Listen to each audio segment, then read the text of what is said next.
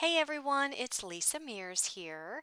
In today's video, I'll be making the easiest shaker cards ever. Whether you've encountered difficulties with shaker card projects in the past, or simply felt intimidated by them, or if you just love to make shaker cards like I do, this tutorial is a must-watch. Join me today as I guide you step by step making 3 shaker cards from start to finish using a new product from Pink and Main that will transform the way that you make shaker cards.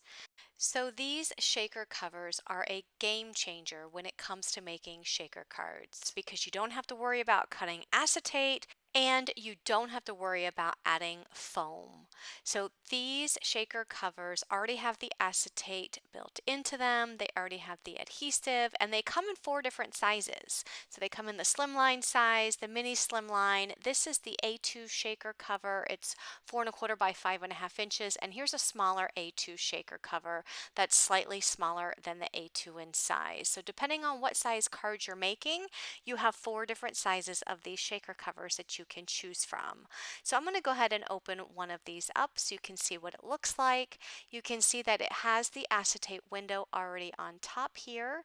It has some score lines on the flaps so you can just fold at the score lines, and it already has the adhesive. You just peel back that backing and you can have your adhesive already on there. So you can see here I just folded at the score line. You just wrap that around your cardstock and remove the protective film from this front piece so that you have a clear window. So today I'm going to be making 3 birthday cards using 3 of these shaker covers in 3 different sizes. I'll be making a slimline, an A2, as well as a mini slimline card. And I'll also be bringing in some additional products from Pink and Main's 10th birthday release to make my cards today. I will have links to all products I use in the description box below, so if you're interested in any of the products, be sure to check out those links. So before I get started with this tutorial, I'm curious to know, what is your experience making shaker cards? Do you make them or not? Leave me a comment down below and let me know. So for my first card, I need to create a card background. I'm going to be using the brand new Birthday Backgrounds foilable sheets. There are several different backgrounds in here that you can use for birthday cards, and you can foil these to make a really nice foiled background for your card. So these backgrounds are pretty large. You can actually get 2 backgrounds out of 1, and I went ahead and cut my background down to 4⅛ by 5�3�8, and I'm just going to take this rotary cutter and I'm going to trim down this piece of foil so that it slightly just extends beyond the size of my background. I'm using the brand new sparkle gold Cheerfoil from Pink and Main, and I'm just going to take an anti-static cloth and just rub it over top of my background and also rub it onto the foil and wipe off the carrier sheet from my ink machine just to make sure that there is no paper particles or even dust that remains on all of those items, because I don't want that to interfere with my foiling process. So I have my ink machine already heated up to setting 4, and I just put the carrier sheet in the ink machine.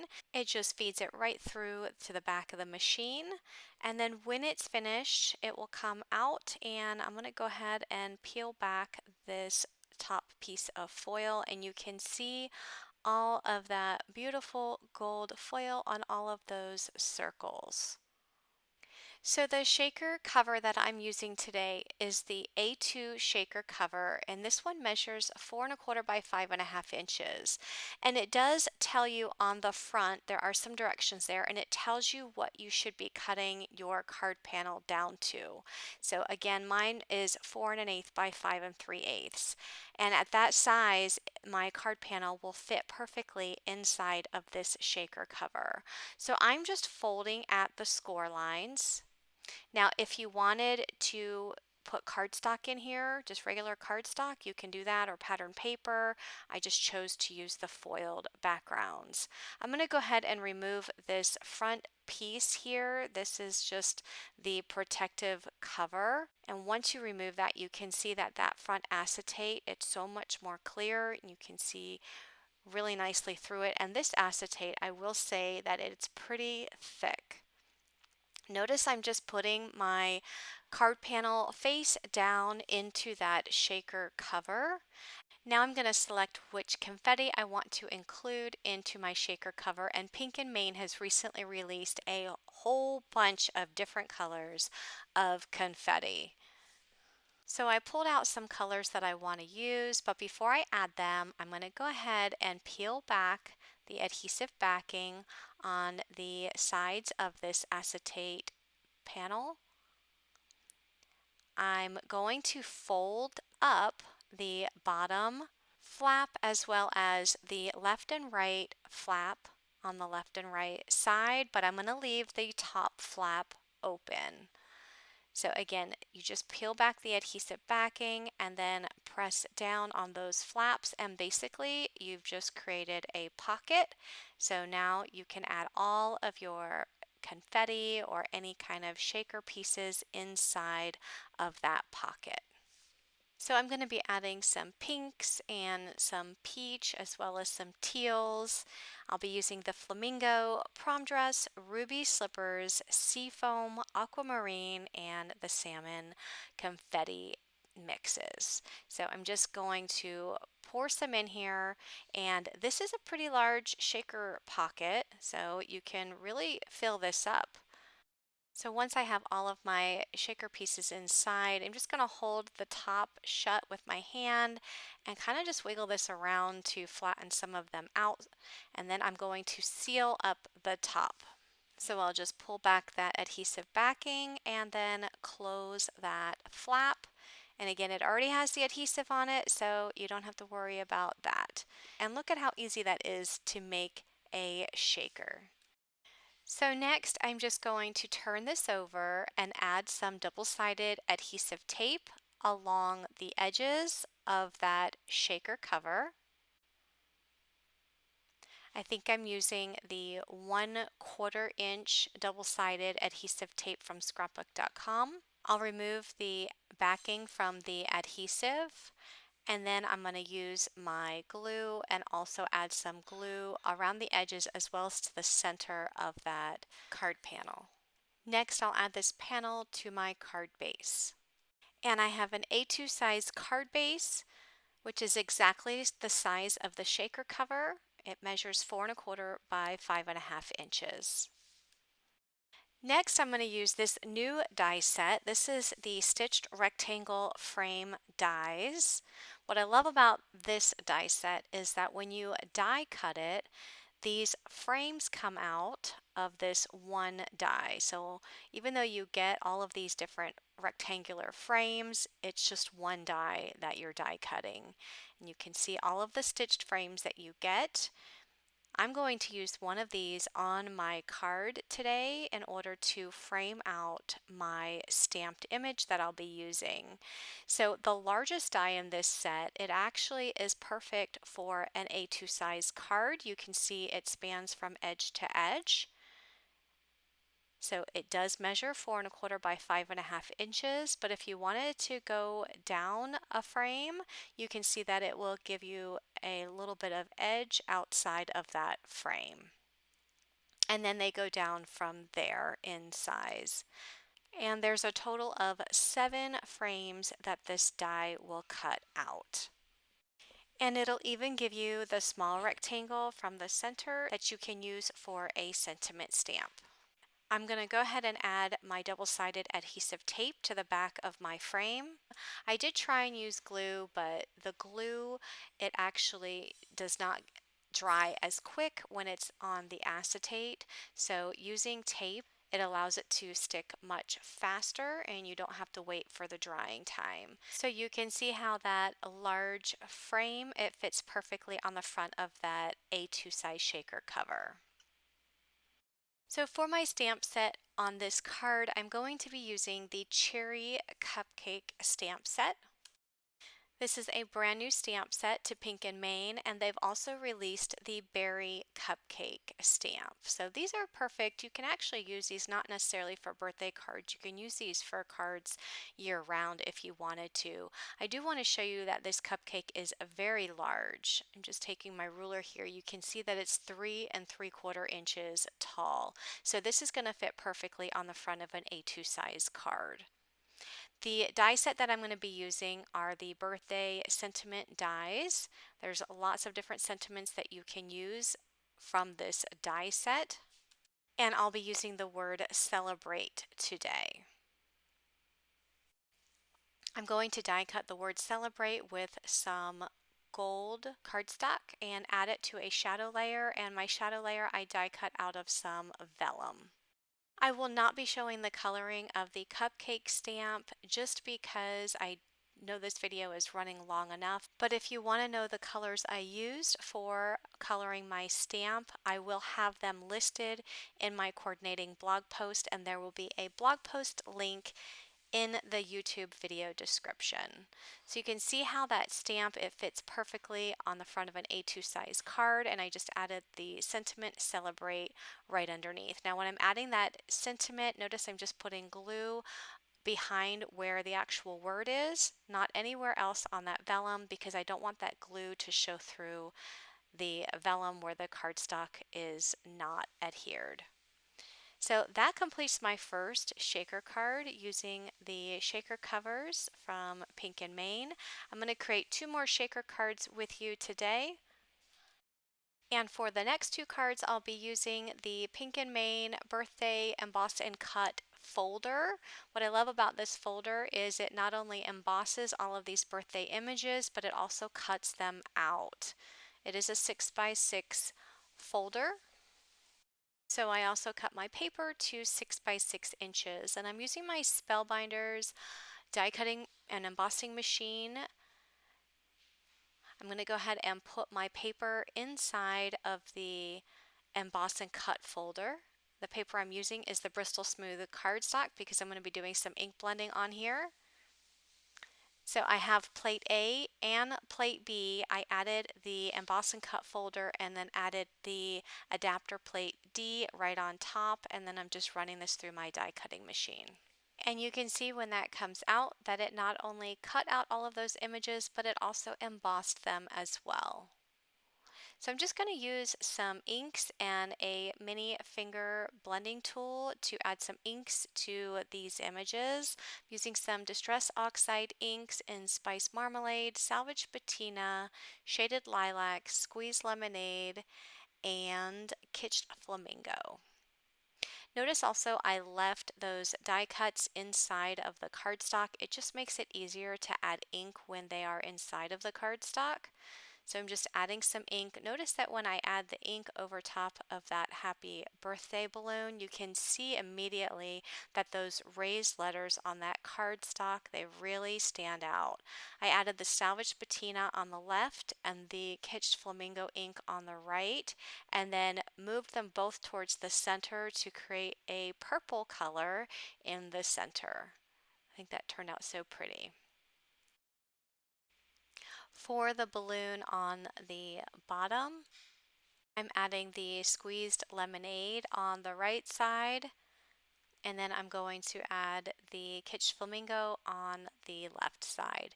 And again, you can immediately see those raised dots on that balloon really come to life by adding the ink. For the candle, I'm using a very small blending brush to add some of the spiced marmalade to the flame of the candle, and then I'm adding the Salvage Patina to the candlestick.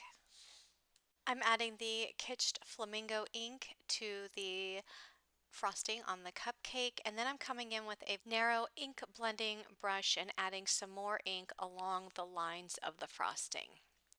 I'm adding the shaded lilac ink to the bottom of the party hat, and then I'll add the squeezed lemonade to the pom-pom on the top. I'm adding the Salvage Patina ink to the bottom of the present and the Kitsch Flamingo to the bow.